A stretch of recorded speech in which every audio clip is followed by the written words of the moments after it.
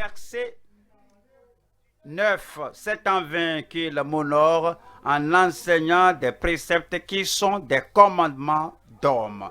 Verset 12. Alors ses disciples s'approchèrent et lui dirent, sais-tu que les pharisiens ont été scandalisés des paroles qu'ils ont entendues? Verset 13. Il répondit, toute plante que n'a pas planté mon Père céleste sera déracinée. Verset 14. Laissez-les. Ce sont des aveugles qui conduisent des aveugles. Si un aveugle conduit un aveugle, ils tomberont tous deux dans une fosse. Comme nous considérons ce chapitre du jour, nous allons examiner la tradition des religieux d'une part et la vérité que Christ est venu accentuer, la vérité qui sauve, la vérité qui sanctifie et la vérité qui nous conduit dans la voie du royaume de Dieu. Tout ce qui diffère de cela, ce qui est différent de la vérité de la parole de Dieu, la parole qui sauve l'âme, parce que depuis l'enfance, tu as connu les saintes écritures, la vérité qui est en mesure de sauver ton âme. Et il dit, sanctifie-les par ta vérité, ta parole est la vérité. Tout ce qui est différent de la vérité qui sauve, de la vérité qui sanctifie, de la vérité qui nous établit dans le royaume de Dieu, cela n'a pas de valeur. Donc, quelle que soit la chose, la tradition, l'opinion, les rites religieux, les cérémonies religieuses ou un groupe de personnes, si cela détourne la pensée, l'esprit des gens du salut, cela détourne les gens de s'apprêter pour le ciel, c'est la tradition des pharisiens et des sadducéens. Et Jésus a dit que toute plante que n'a pas planté par le Père céleste sera déracinée. Toute doctrine, toute opinion, toute idéologie, tout type de système non établi sur la vérité de la parole du Père céleste sera déraciné. Et bien sûr, les perpétrateurs de ces choses seront déracinés, jetés et n'auront pas à hériter le royaume de Dieu. Donc nous devons décider que nous restons du côté de la vérité, de la révélation de Dieu. Nous embrassons le parti de la justice qui vient par la foi en Dieu, que d'embrasser les traditions humaines. C'est pourquoi nous allons voir le thème du jour qui est abandonner définitivement les traditions captivantes et embrasser la vérité durable. La vérité durable, la vérité qui dure, la vérité qui persiste, qui nous aide à demeurer dans le Seigneur et avec le Seigneur. Nous déracinons, nous abandonnons, nous détruisons définitivement toutes ces traditions captivantes et nous demeurons dans la vérité, nous embrassons la vérité, nous croyons la vérité et nous intériorisons la vérité, nous prêchons la vérité et nous proclamons la vérité en permanence et constamment et nous restons fermes pour cette vérité en public aussi bien qu'en privé, dans l'église aussi bien qu'au dehors. Abandonner définitivement les traditions captivantes et embrasser la vérité durable. Nous allons voir 3 points. Premier point, les fondamentalistes sans grâce dans une terrible transgression à travers la tradition. Ils se disent fondamentalistes. Oui, le fondamentalisme sans la grâce, sans la foi en Christ ne sauve personne. et sont restés de terribles transgresseurs. Les fondamentalistes sans grâce dans une terrible transgression à travers la tradition. 2. Le sombre destin des enseignants piégés par les traditions en vogue. Les traditions en vogue, les traditions qui sont partout et ils s'accrochent à cela, dit que ouais, c'est ça qui est en vogue, c'est une chose religieuse dans chaque communauté, dans chaque dénomination, dans chaque pays. À cause de cela, ces prédicateurs sont des dirigeants qui sont piégés par leur propre idéologie. Le sombre destin des enseignants piégés par les traditions en vogue. 3. La grande foi pour une transformation totale à travers la vérité. Vous connaîtrez la vérité et la vérité vous affranchira. Et si le Fils, qui est la personnification de la vérité, si le Fils vous affranchit, vous serez réellement libre. La grande foi pour une transformation totale à travers la vérité. Allons au premier point. Les fondamentalistes sans grâce dans une terrible transgression à travers la tradition. Nous allons voir 3 sous-thèmes ici. Première partie, la tradition de la justice extérieure sans le salut. 2. La transgression des réformateurs exploiteurs sans la sincérité. 3. La transformation suivie d'une justice évidente par le Sauveur. Alors à la première partie ici, c'est la tradition de la justice extérieure sans le salut. Matthieu 15, verset 2 nous dit: pourquoi tes disciples transgressent-ils la tradition des anciens, car ils ne se lavent pas les mains quand ils prennent leur repas? Et Jésus a posé la question au verset 3. Il leur répondit: et vous, pourquoi transgressez-vous le commandement de Dieu au profit de votre tradition? Les pharisiens sont les dépositaires de la loi au temps de Jésus en Israël. Ce sont eux qui défendaient au sérieux toute l'ancienne alliance que Dieu leur a donnée. Ce sont eux qui sont les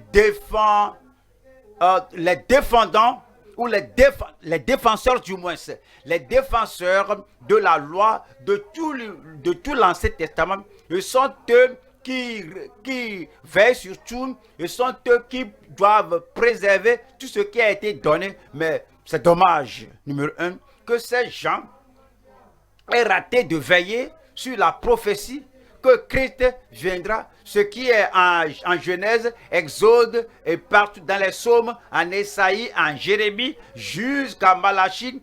Ils n'ont pas veillé sur la prophétie de ce qui doit venir et comment Christ doit venir. 2. Ils n'ont pas veillé sur les promesses de Dieu, parce qu'ils ont déjà remplacé la parole de Dieu par leur tradition. Dans les promesses que le Seigneur a données, ce que le Seigneur fera à son avènement, qu'il va les sauver, il va leur pardonner, il va les guérir, il va amener la pensée de Dieu à ces gens. Ces gens n'ont pas veillé sur cela. Ils n'ont pas veillé sur les expériences personnelles qu'ils pourraient faire, comme l'expérience personnelle que Abraham, David, Samuel, Enoch, Élie avaient, les expériences qui vont nous relier avec Dieu. Ils n'ont pas veillé sur ces choses. Maintenant, ils veillaient sur ce qu'eux-mêmes avaient amené à la compréhension de la religion. Et il y a déjà comme ça aujourd'hui. Et il y a aussi déjà comme ça au milieu de nous. Nous sommes venus ici, On a entendu la parole du salut, la parole de la sainteté. Nous avons reçu la parole d'être prêts et pour aller au ciel. Et la parole de la prophétie que Christ revient. Il viendra et les morts ressusciteront. Et nous qui sommes vivants, nous serons enlevés avec eux. Mais maintenant, on ne veille plus sur les prophéties. Et on ne veille plus sur les promesses. On ne veille plus sur la grande commission que le Seigneur nous a confiée. Maintenant, nous avons certaines traditions de dénomination, certaines traditions, des opinions sur lesquelles on veille et on a oublié la parole que le Seigneur nous a donnée. Et puis Jésus a dit que ces pharisiens-là, qu'ils annulent la parole de Dieu par leur tradition. Il y a des gens aujourd'hui ou sur quoi appuyez-vous? Est-ce que vous vous appuyez sur les traditions ou sur des idées? Ces traditions peuvent être très simples. Par exemple, on commence le culte à telle heure. C'est nous qui avons fixé l'heure, c'est nous qui avons fixé le temps. Alors on finit à tel moment, on termine à tel moment. Si on veille cela, plus que la repentance des gens, plus que les gens soient restaurés au Seigneur, plus que les gens s'apprêtent pour le ciel et que les gens obéissent à la parole de Dieu, ayant la grâce pour vivre dans la justice, et on ne veille plus sur la sainteté, on veille sur l'heure. On ne veille plus sur la vérité de la parole de Dieu qui sauve, qui nous fait demeurer honnêtes, droits, juste, fidèles, pieux. Mais nous veillons sur les choses extérieures. Il y a des gens qui veillent sur l'habillement extérieur. Que tu utilises les bijoux ou pas, que tu portes une longue robe ou pas, ou bien que la longueur de ta robe en tant que fille est au-delà de ce niveau où là, on ne veille plus sur la colère dans le cœur, on ne veille plus sur la jalousie dans le cœur, on ne veille plus sur la justice intérieure et la sainteté intérieure que Dieu espère. Alors on deviendra comme les pharisiens. Alors nous sommes si sérieux, si stricts sur ce qui n'importe pas au ciel. Et puis nous perdons et puis imprudemment ce qui importe d'aller au ciel. C'est pourquoi Christ leur a posé la question et leur dit: et vous, pourquoi transgressez-vous le commandement de Dieu au profit de votre tradition? Allons Matthieu 23, 25. Malheur à vous, scribes et pharisiens, hypocrites. Vous comprenez?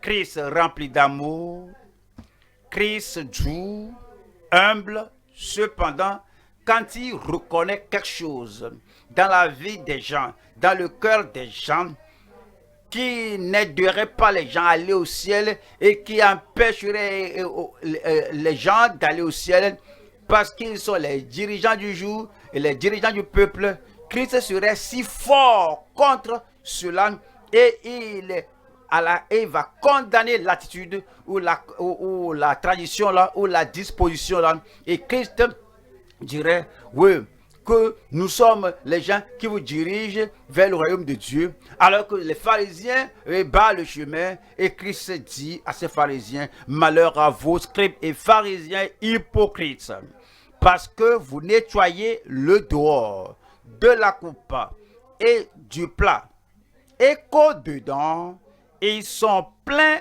de rapine et d'intempérance. Verset 28. Verset 28. Vous de même, au dehors, vous paraissez juste aux hommes. Vous paraissez juste aux hommes, mais au dedans, vous êtes plein d'hypocrisie et d'iniquité. Ouais, c'est ce que nous devons examiner dans nos expériences personnelles. On essaie de maintenir la forme extérieure, le format extérieur de la vie profonde. Et on essaie de garder l'extérieur et on est très strict. Mais l'intérieur est négligé. Il n'y a pas ce temps-là pour prier, il n'y a pas le temps de nous observer, il n'y a pas le temps de nous examiner pour dire que suis-je prêt pour l'avènement du Seigneur? Est-ce que je veille sur les principes de la parole, les prophéties de la parole, les promesses dans la parole? Est-ce que j'ai en moi le cœur qui obéit au Seigneur à tout moment, ou bien c'est toujours les choses extérieures que maintenant nous sommes si sérieux maintenant? C'est pourquoi Jésus a dit que oui, cette religion extérieure qui est fondée sur la tradition, qui est établie ici et là, n'importe pas devant Dieu, parce que on est rempli, vous êtes plein d'hypocrisie et d'iniquité. Voilà le verset 33. Serpent, race de vipères, comment échapperez-vous au châtiment de la hyène? Voyons la deuxième partie ici, deuxième sous-thème. La transgression des réformateurs exploiteurs sans la sincérité. Oui, ils veillèrent sur le lavage des mains. C'est religieux, c'est un rituel religieux.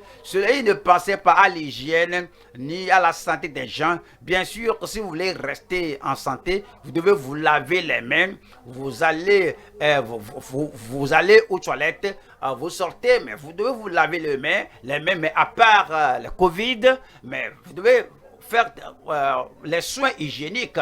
Mais dans le cas des pharisiens, c'est à cause de la religion. Ils vont dire que oui, tes disciples ne se lavent pas les mains quand ils mangent. Mais le Seigneur Jésus, alors, les a corrigés. Alors, ils sont très exploiteurs. Ouais, ils croient qu'ils sont pour la réformation. Ils voulaient réformer tout le pays, réformer la religion, réformer l'action des gens. Il y a-t-il des gens comme ça au milieu de nous? Ils viennent ici, ils deviennent ouvriers, ils deviennent dirigeants, et puis ils regardent tout le monde, tout ce que nous faisons, le salut, la sanctification, le baptême dans le Saint-Esprit, être prêt pour l'enlèvement. Je dis que cela n'est pas leur intérêt. Que leur intérêt maintenant, qu'ils doivent réformer l'église de Dieu. Alors comment vont-ils réformer l'église de Dieu? Ils doivent couper. Ils doivent dépecer, réduire le temps de prédication, ce qu'ils avaient appris dans le monde, dans leur profession. Voici comment les gens doivent parler. Voici comment les gens doivent interpréter la parole. Voici comment les gens doivent avoir cette attitude. Voici la communication. Ils voudraient réformer notre communication, notre application de la parole. Et ils aimeraient réformer le temps d'adoration, réformer nos mariages, réformer tout. Non selon la parole, comme les pharisiens. À l'instar des pharisiens, les pharisiens, ils voudraient réformer Christ. Il est venu du ciel, il a apporté le message du ciel, mais leur cas, c'est qu'ils avaient leurs idées de religion. Quel que soit ce que tu as amené du ciel, quel que soit l'objectif de conduire les gens au ciel, ce n'est pas leur souci. Leur souci, c'est qu'ils voudraient réformer. Il pourrait même vous arriver, il pourrait même demander votre main forte afin que vous vous joigniez à eux. Et ils ont formé une clique dans l'église de Dieu et c'est devenu comme un groupe spécial dans l'église, et par pression et par force et par quoi que ce soit, même pas hypocrisie et pas mensonge, ils vont vouloir réformer l'église afin qu'on devienne une église nominale. Je prie que Dieu ne leur permette pas de réussir. Matthieu 15, verset 4. Car Dieu a dit, honore ton père et ta mère, et celui qui maudira son père ou sa mère sera puni de mort. Voilà le verset 5.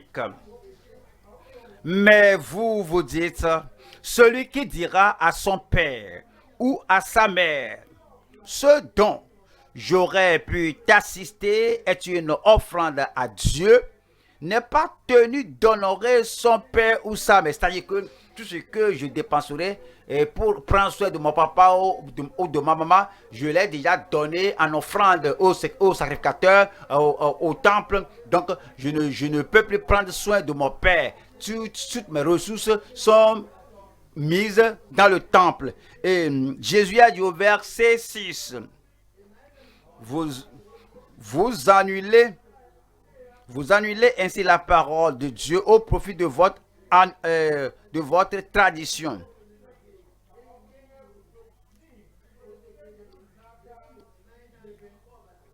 Est-ce qu'on fait cela?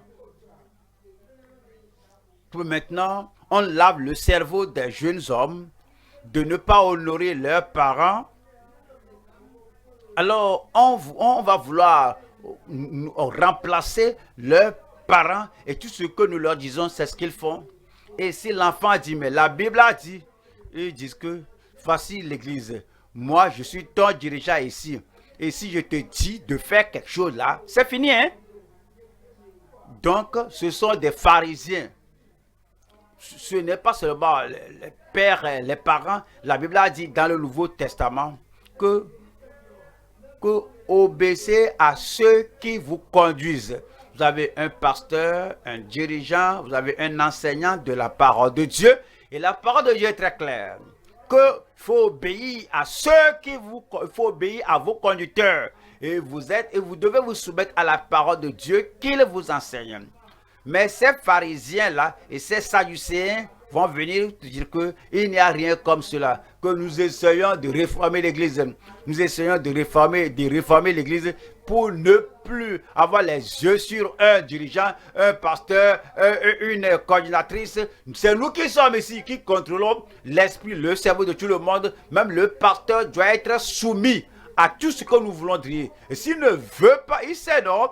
Oui, nous allons, lui là, nous pouvons le traiter de diverses manières. N'avons-nous pas changé la parole de Dieu? N'avons-nous pas fait de notre tradition ce genre de réformation, ne l'avons pas élevé au-delà de la parole de Dieu. Et Jésus a dit, c'est par leur tradition ils ont fait cela, et cela n'est pas la bonne chose. Il y a des gens qui en tirent profit. On va au Galates chapitre 1. Galates 1, 14. Galates 1, 14. Et comment j'étais plus avancé dans le judaïsme que beaucoup de ceux de mon âge et de ma nation. Et ils voudraient être au haut pédestal et que c'est nous qui sommes au contrôle. Pasteur, nous allons lui permettre de faire ce qu'il fait. Mais après l'application, c'est nous qui devons être au contrôle. Un dirigeant de tout domaine, il pourrait faire n'importe quoi, mais c'est nous qui sommes au contrôle. Alors c'est le profit qu'ils ont. Et c'est un profit qui les met en position que Dieu aborde. Et l'apôtre Paul a dit que c'est la tradition. Et Paul a dit que, Paul a dit que, et comment j'étais plus avancé dans le judaïsme que beaucoup de ceux de mon âge et de ma nation, étant animé d'un zèle excessif pour les traditions de mes pères. Mais ils n'étaient pas nés de nouveau, n'étaient pas sauvés, n'étaient pas enfants de Dieu. Et ces pharisiens qui faisaient ce qu'ils faisaient, ils étaient zélés pour la tradition des anciens et pour la tradition de leur père. Et ils n'étaient pas nés de nouveau. Ils ont rejeté Jésus et maintenant, où sont-ils dans l'éternité? C'est pourquoi nous devons revenir et non seulement lire les Écritures et dire que c'est ce qu'ils avaient fait à l'époque là. Que faisons-nous présentement? Voyons, troisième partie ici, la transformation suivie d'une justice évidente par le Sauveur. La transformation, voyons, Galates 1, verset 23.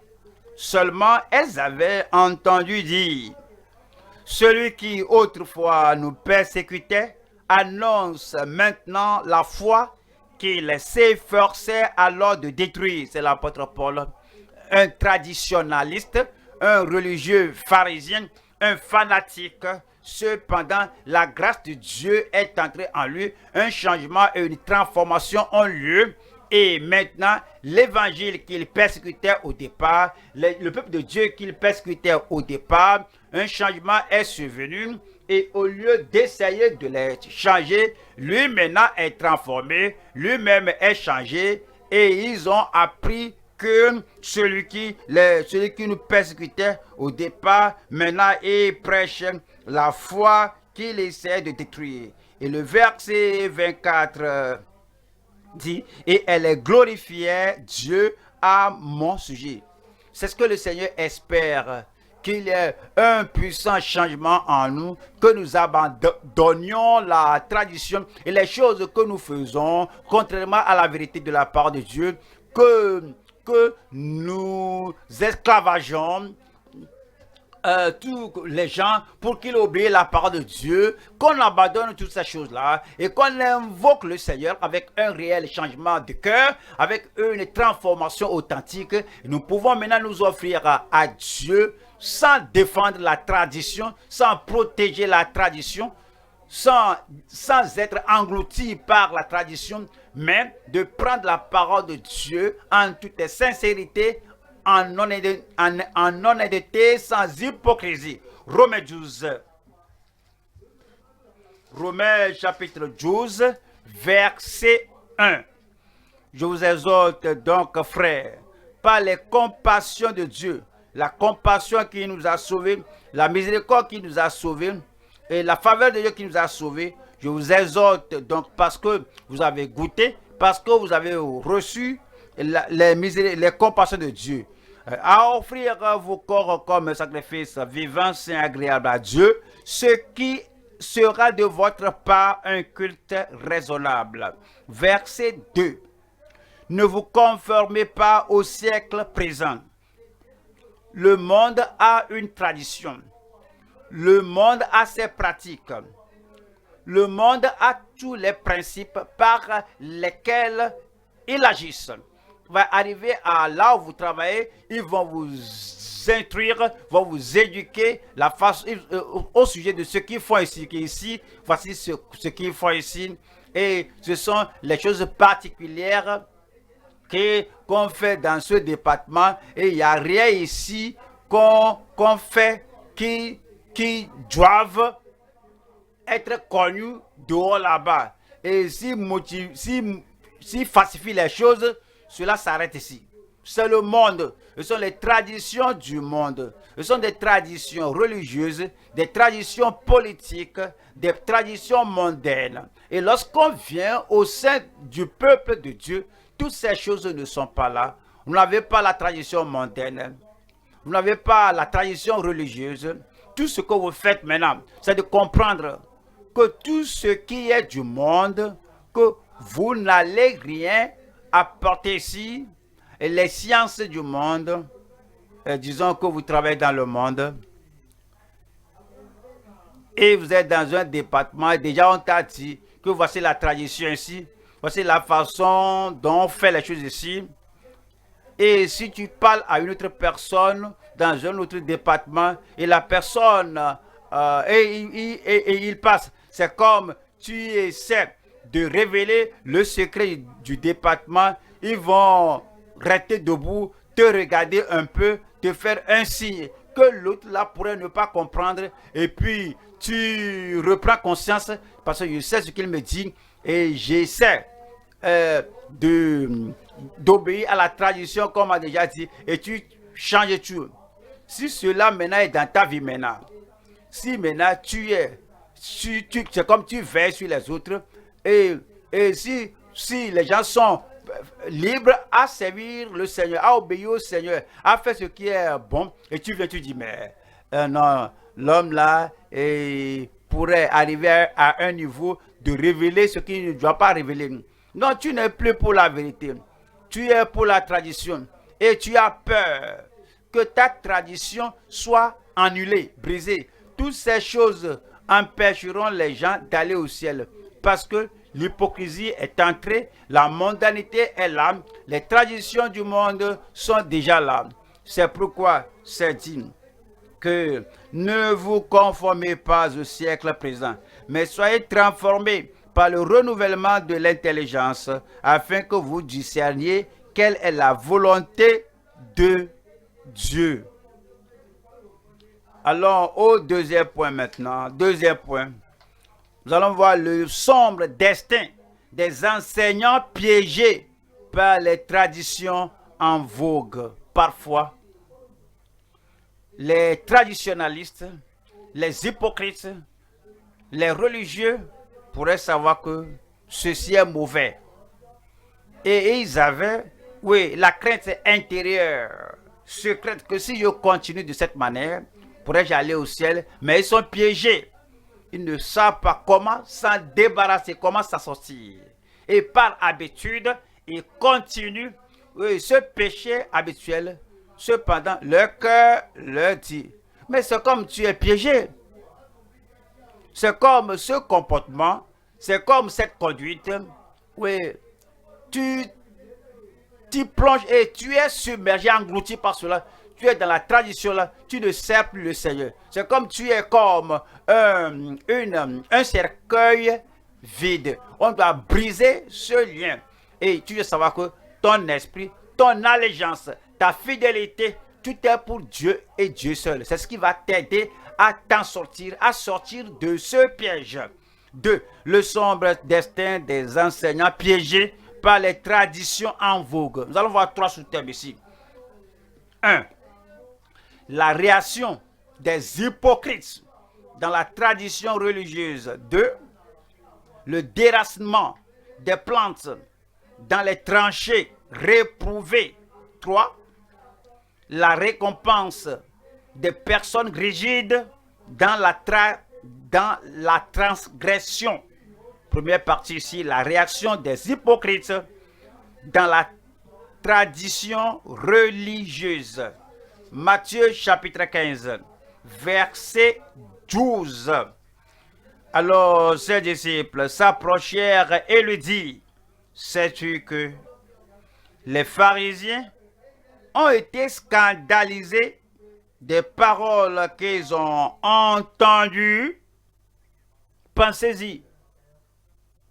Lorsque la femme là, qui était surprise en flagrant délit d'adultère, a entendu la parole de Dieu, elle n'était pas scandalisée. Quiconque veut se repentir, quiconque projette d'avoir le salut, d'aller au ciel, ne se scandalise pas. Lorsque Zachée est descendu de la fête de l'arbre, les gens ont dit que Christ est allé traiter avec un pécheur, on l'a appelé pécheur, mais il ne s'était pas scandalisé. Il n'était pas scandalisé. Quiconque veut le salut, un changement de vie, aller au ciel, n'est pas scandalisé par la prédication. Lorsque les disciples avaient entendu que Jésus leur avait dit que si vous ne vous humiliez pas pour devenir comme un petit enfant et être converti, vous n'irez pas au royaume de Dieu. Ils n'étaient pas scandalisés. Lorsque les gens cherchent le ciel, lorsque tout leur objectif, leur désir, c'est d'aller au ciel, oui, la parole qu'ils entendent, même si cela condamne leur allégeance, fidélité à la tradition, et cela condamne leur position qu'ils détiennent, ils ne sont pas scandalisés. C'est ceux qui ne demandent pas le salut. Ceux qui sont pour la religion, ceux qui sont simplement là, qui veulent seulement suivre les traditions en vogue du jour. Ce sont ceux-là qui sont scandalisés lorsque la parole de Dieu leur est présentée. Donc les disciples ont dit que sais-tu que les pharisiens ont été scandalisés des paroles qu'ils ont entendues. Je prie que vous ne soyez pas scandalisés. Je ne serai pas scandalisé. Je loue le Seigneur dans ma vie personnelle que lorsque j'étais né de nouveau, tout ce que je demandais, c'est le salut du Seigneur. Et puis, je veux propager et disséminer ce salut. Laisse-moi vous dire ceci. Mon pasteur à l'époque, pas Lagos, mais j'étais à l'intérieur du pays, dans l'état où j'étais né de nouveau. Il n'était pas content de quelque chose au sujet de ma vie. Il n'était pas content du fait que je n'ai pas donné toute l'attention que je dois donner à la musique, etc. Et ils ont besoin d'un pianiste à l'église. Et puis, je ne me présentais pas tel qu'il voulait. Il voudrait que je fasse ceci, je fasse cela, alors qu'il me fasse entrer. Mais moi, je regarde une autre direction et il prêchait dimanche matin, et comme il prêchait, et alors il est devenu très ému par le message. Il a mentionné mon nom, et alors il m'a réprimandé vertement dans son message en mentionnant mon nom, que Koumou, etc. Moi, je croyais qu'il veut que je voudrais me lever. Je me suis tenu debout. Assieds-toi là-bas. Et puis, je me suis assis. Je n'avais pas honte. Je sais qu'il est le pasteur. Je ne dois pas l'enseigner comment prêcher. Le dimanche prochain, je suis venu à l'église. Et le mois prochain, je suis venu à l'église. Je suis resté dans l'église là jusqu'à ce que l'affaire de l'évangélisation et ce que je fais pour l'étude biblique soit un scandale pour eux. Et je crois que je ne dois pas arrêter là-bas, que je ne dois pas avoir une église au sein de l'église à cause d'eux. Je n'étais pas offensé. Lorsqu'ils ont annoncé mon nom pour m'excommunier, je n'étais pas offensé. La semaine prochaine, je suis allé au pasteur discuter avec lui et lui demander, mais pourquoi tu as fait ce pas? Voici ce que je fais. Pourquoi tu as annoncé mon nom? Il a dit que ce que je veux dire, alors je continuais de lui rendre visite. Lorsque tu veux le salut, lorsque tu veux garder le salut, et lorsque tu veux garder dans la voie du Seigneur, les prédicateurs ne doivent pas regarder nos visages avant de prêcher ce qu'ils doivent prêcher. Mais ces gens-là, ils étaient scandalisés. Dieu merci, je ne serai pas scandalisé. Pourrais vous entendre très clair? On va au Galates chapitre 4. Galates chapitre 4, verset 16. Galates 4, 16. Suis-je devenu votre ennemi en vous disant la vérité? L'apôtre Paul demandait aux Galates, maintenant, quelle est votre attitude? Quelle est votre disposition? Est-ce que vous me prenez pour un ennemi? Parce que je vous ai dit la vérité, que vous devez rester dans le salut si vous devez aller au ciel. Est-ce que vous me prenez pour un ennemi? Parce que je souligne à maintes reprises que la circoncision est inutile, que la circoncision n'a pas de valeur, mais une nouvelle créature. Suis-je votre ennemi parce que j'accentue le fait de rechercher la paix avec tous et la sanctification sans laquelle personne ne verra le Seigneur? Je prie que vous ne soyez pas scandalisés. La réaction de ces hypocrites dans la tradition religieuse. Allons à la deuxième partie ici. Le déracinement des plantes dans les tranchées réprouvées. On va à Matthieu chapitre 15, verset 13. Il répondit, toute plante que n'a pas plantée mon Père céleste sera déracinée. Tout prédicateur, tout pharisien, tout religieux, tout traditionnaliste qui n'a pas été envoyé par le Père, qui veut inverser les doctrines du salut par la grâce, à travers la foi, toute plante, tout prédicateur que n'a pas planté le Père céleste, et il vient seulement et il veut souligner la tradition au-delà de la vérité de la part de Dieu. Le Seigneur lui-même a dit que le Père céleste le déracinera. Donne-moi un bon amen.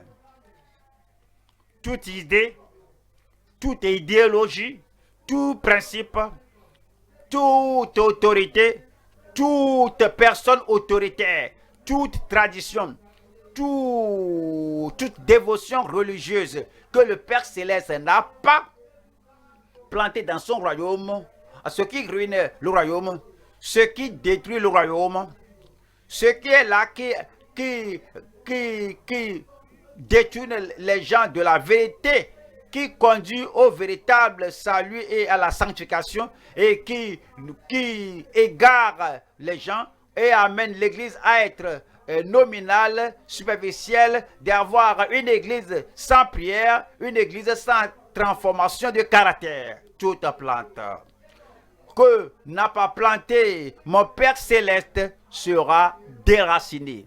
Je prie que nous ne soyons pas du nombre de ceux que Dieu va se résoudre à le déraciner, à les déraciner, à la déraciner. Je prie que nous restions fermes dans le royaume de Dieu au nom de Jésus-Christ. Allons à la troisième partie ici, la récompense des personnes rigides dans la transgression. Nous allons à Osée 4, Osée chapitre 4, verset 17. Éphraïm est attaché aux idoles. Laissez-le. Lorsque Dieu parle et parle plusieurs fois, et les Éphraïmites et les pharisiens et les traditionalistes, et ils se disent que c'est seulement un temps, qu'ils continuent de parler pour un temps. Et après ce temps-là, lorsqu'il est fatigué de souligner la vérité du salut, de la sanctification et de la sainteté, nous sommes ici, ils sont rigides dans leur transgression. Et le Seigneur dira que qu'est-ce qu'il peut encore faire? Laissez-les. Je ne serai pas pareil. Je dis que vous ne serez pas pareil. Puisse le Seigneur nous garder au nom de Jésus-Christ. Matthieu au chapitre 15, verset 14. Matthieu 15, verset 14. Laissez-les. C'est exactement ce que Osée a prophétisé au chapitre 4, 17 qu'on a lu. Laissez-les. Ce sont des aveugles qui conduisent des aveugles. Si un aveugle conduit un aveugle, ils tomberont tous deux dans une fosse. Les traditionalistes et les religieux rigides qui professent conduire les gens, eux-mêmes sont tombés, eux-mêmes tomberont dans le fossé le jour de jugement, et ceux qui le conduisent tomberont aussi dans le jugement. Et on va au troisième point, la grande foi pour une transformation totale à travers la vérité. Nous allons à Matthieu chapitre 15, verset 21. Jésus étant parti de là, se retira dans le territoire de Tyr et de Sidon. Verset 22. Et voici une femme cananéenne qui venait de ces contrées, lui cria: aie pitié de moi, Seigneur, fils de David. Ma fille est cruellement tourmentée par le démon. Verset 23. Il ne lui répondit pas un mot. Et ses disciples s'approchèrent et lui dirent avec instance: renvoie-la, car elle crie derrière nous. Verset 24. Il répondit: je n'ai été envoyé qu'aux brebis perdues de la maison d'Israël. 25. Mais elle vint se prosterner devant lui, disant: Seigneur, secours-moi. Verset 26. Il répondit: il n'est pas bien, il n'est pas convenable de prendre le pain des enfants et de le jeter aux petits chiens.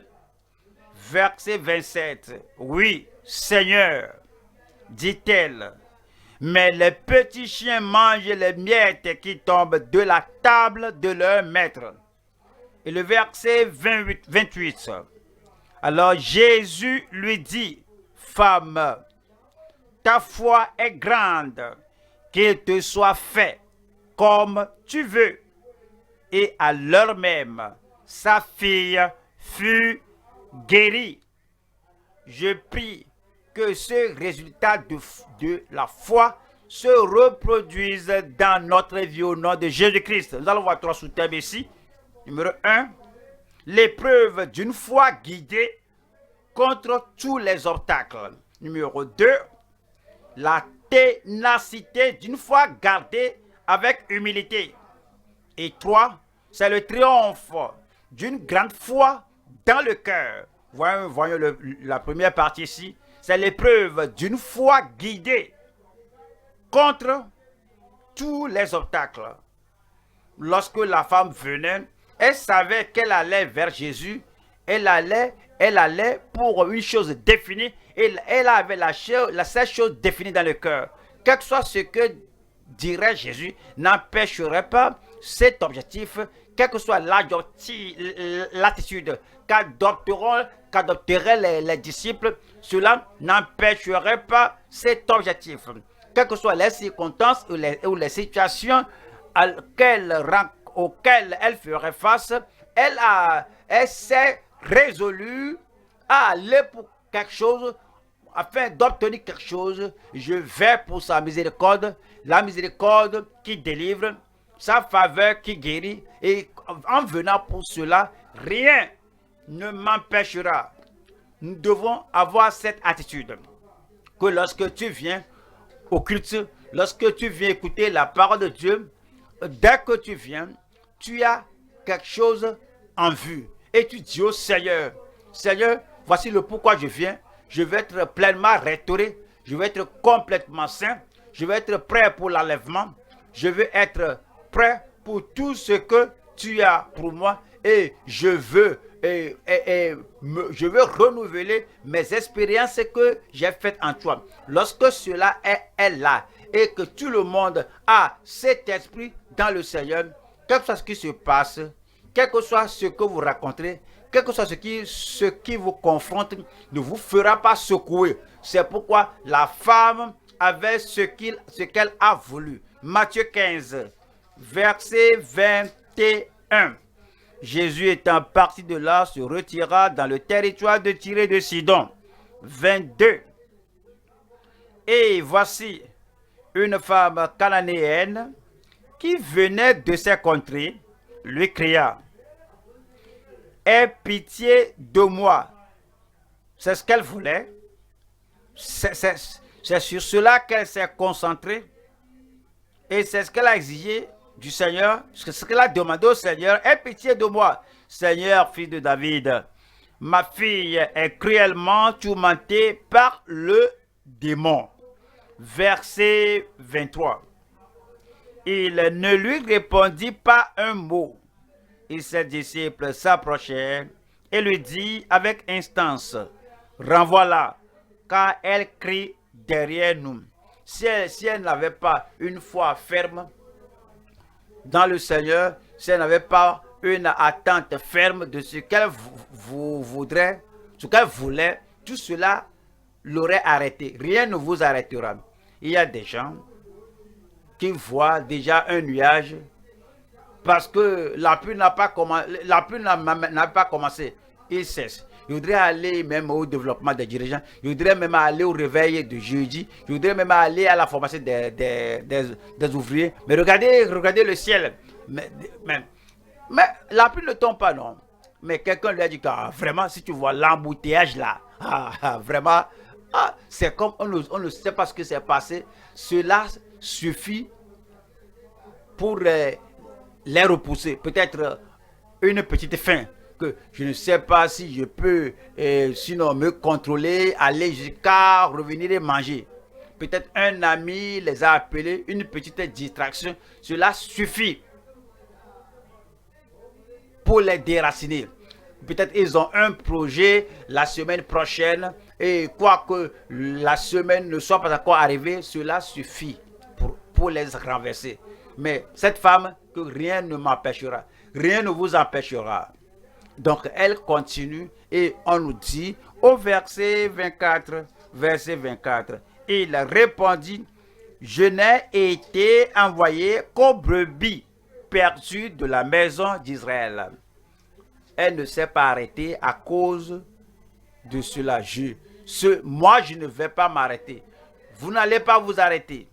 Voyons la deuxième partie ici. C'est la ténacité d'une foi gardée avec humilité. On va à Matthieu 15, nous lisons le verset 25. Mais elle vint se prosterner devant lui. Toujours elle a adoré. Après que le Seigneur a dit que je n'ai été envoyé qu'aux brebis perdues de la maison d'Israël, elle est venue adorer, se prosterner. Après que les disciples ont dit que elle crie après nous renvoie là, c'est l'attitude de ceux qui ont la foi en Dieu. C'est une foi gardée. Mais elle vint se prosterner devant lui, disant, Seigneur, secours-moi. Elle a appelé Seigneur. Verset 26. Il répondit, il n'est pas bien de prendre le pain des enfants et de le jeter aux petits chiens. Oh, cela doit finaliser son respect et sa réaction envers le Seigneur de façon appropriée. Mais voudrais-tu dire, veux-tu dire que je suis chien? Mais voudrais-tu dire que ma nation, les païens, que nous sommes tous des chiens? Est-ce que tu voudrais dire que les juifs sont meilleurs que nous? Est-ce que tu voudrais dire que il y a une discrimination religieuse, raciale? Je n'avais pas dit ça. Mais il faut veiller sur votre langue, votre langage. Si vous avez une bonne intention, si vous avez une bonne disposition, vous parlerez comme une personne qui demande quelque chose. Vous aurez du respect pour le Seigneur, le respect pour la personne de qui vous désirez une bénédiction. Et je dois aussi dire ceci. Parfois, on enseigne au cours du sondage, le sondage des Écritures, et le dimanche, on dit que si vous avez une question à poser, tenez-vous debout. C'est un grand privilège, mais beaucoup de personnes ici, au sein ici, ils utilisent mal le privilège. Ils se lèvent et disent que voici ma question. Et dans leur question qu'ils posent, on peut voir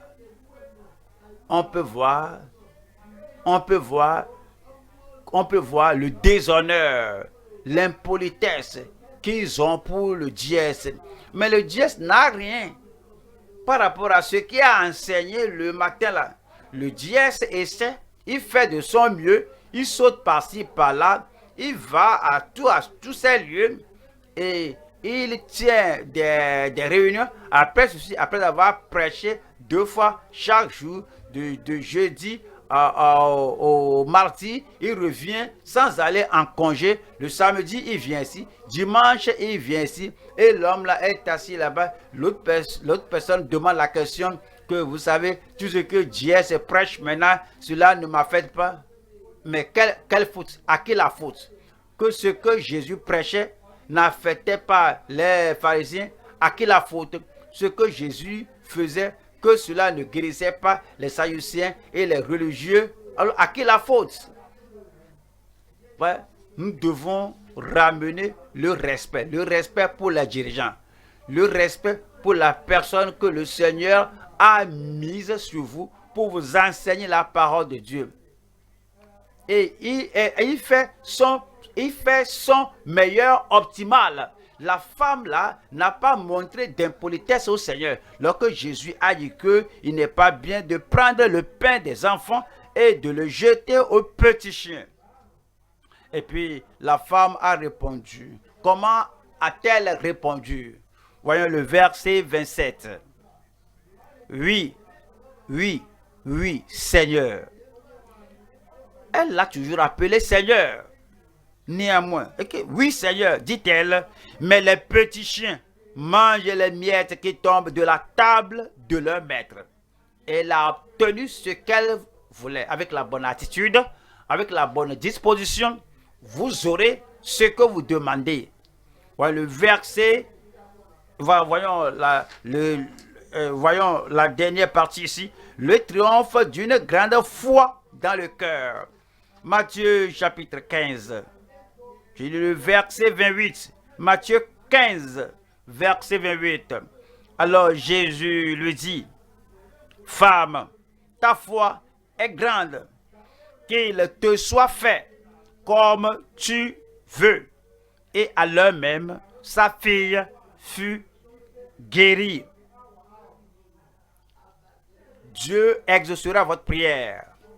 Votre foi ne sera pas ôtée au nom de Jésus-Christ. Votre cœur ne deviendra pas impoli, mais vous allez garder la source de la parole, la source des prodiges, la source de la parole de Dieu venant dans votre cœur, comme vous ouvrez le cœur pour dire, Seigneur, voici ce que je veux, et vous n'êtes pas quelqu'un qui va par-ci par-là, et vous aurez la réponse surnaturelle à vos prières au nom de Jésus-Christ. Amen. Votre foi triomphera. Votre foi vaincra. Votre foi va dominer toute chose qui se tient sur votre chemin au nom de Jésus. La tradition partie, la transgression annulée, l'hypocrisie ôtée, un cœur souillé est ôté. Maintenant, votre cœur est centré sur Dieu et le sang de Jésus vous te purifie de tout péché et tu te tiens sur la vérité.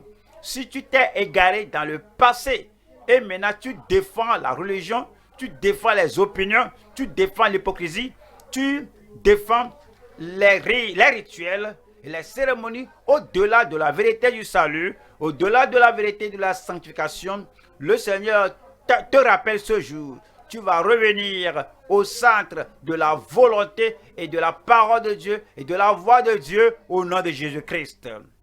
Et vous n'allez pas intentionnellement ou par mégarde, vous n'allez pas sombrer, voler la part de Dieu dans le cœur des gens. Vous ne serez pas scandalisés par la vérité. Vous allez rester dans la vérité, sur la vérité, pour la vérité, tous les jours de votre vie au nom de Jésus-Christ. Vous et moi. Alors, nous allons conjuguer, joindre notre cœur, notre esprit, et nous consacrer et combattre pour la foi qui a été transmise au sein une fois pour toutes au nom de Jésus-Christ. Vous êtes là. Est-ce que Dieu peut dépendre de vous? Est-ce qu'on peut compter sur toi? Lève-toi et parle au Seigneur dans la prière. Que l'esprit des pharisiens, des traditionnalistes, l'esprit de ces hypocrites ne soit pas dans votre vie. Vous allez tenir fermement, vous allez rester ferme dans la volonté de Dieu. Ouvrez la bouche et parlez au Seigneur.